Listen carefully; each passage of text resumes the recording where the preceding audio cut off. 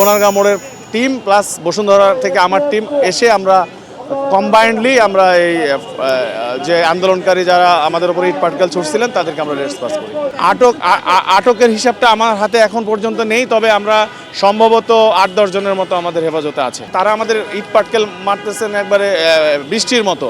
তো সেখান থেকে আমাদের ফোর্স ডিসপার্সের জন্য আমাদের যে করণীয় সেটি আমরা করেছি, সাউন্ড গ্রেনেড এবং গ্যাস সেল। আমরা একটু আগে তাদেরকে ডিসপার্স করার পরে আমরা আমাদের ফোর্সদের নিয়ে একটু আশেপাশে দেখি কোথাও জনশৃঙ্খলা বিঘ্নিত হচ্ছে কিনা।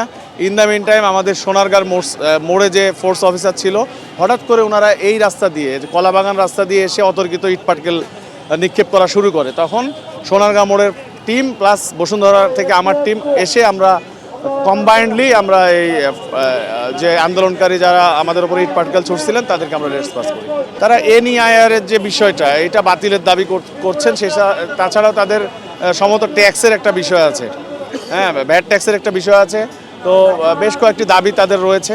তো এই দাবিগুলো নিয়েই ওনারা বিভিন্ন সময়ে বিভিন্ন জায়গায় গিয়েছেন বলে ওনারা দাবি করছেন। তো এই দাবিগুলো এখনও বাস্তবায়ন হয়নি জন্যই ওনারা এই রাস্তায় নেমেছেন। তারা আমাদের ইট পাটকেল মারতেছেন একবারে বৃষ্টির মতো। তো সেখান থেকে আমাদের ফোর্স ডিসপার্সের জন্য আমাদের যে করণীয় সেটি আমরা করেছি, সাউন্ড গ্রেনেড এবং গ্যাস সেল। আটকের হিসাবটা আমার হাতে এখন পর্যন্ত নেই, তবে আমরা সম্ভবত 8-10 জনের মতো আমাদের হেফাজতে আছে।